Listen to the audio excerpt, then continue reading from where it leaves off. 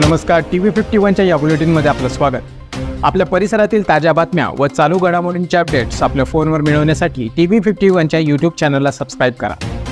बातम्यांचे नोटिफिकेशन्स मिळवण्यासाठी बेल आयकॉनवर क्लिक करायला विसरू नका।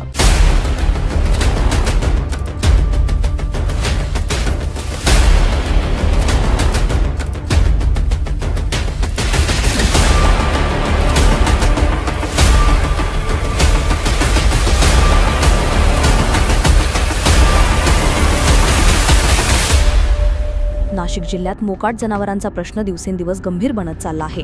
रस्त्यांवर मोकाट फिरणाऱ्या जनावरांमुळे अपघातांच्या घटनांमध्ये लक्षणीय वाढ झाली असून या निष्काळजीपणाचा परिणाम आता थेट मानवी जीवावर होत आहे।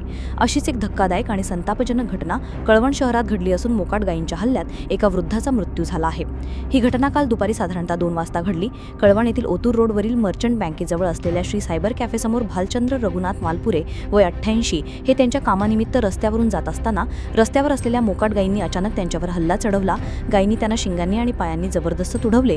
गंभीर जखमी अवस्थेत त्यांना तातडीने कळवण उपजिल्हा रुग्णालयात दाखल करण्यात आले, मात्र उपचारादरम्यान त्यांचा दुर्दैवी मृत्यू झाला आहे।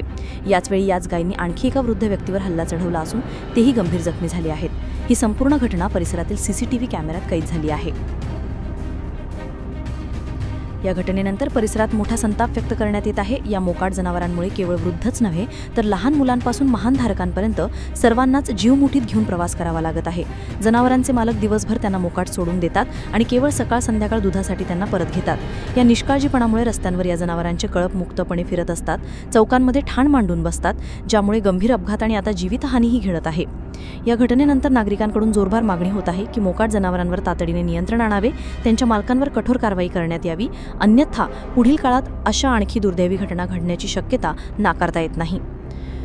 कळवण पोलीस ठाण्यात या घटनेची नोंद आकस्मिक मृत्यू म्हणून करण्यात आली असून पुढील तपास पोलीस हवालदार तिडके करत आहेत।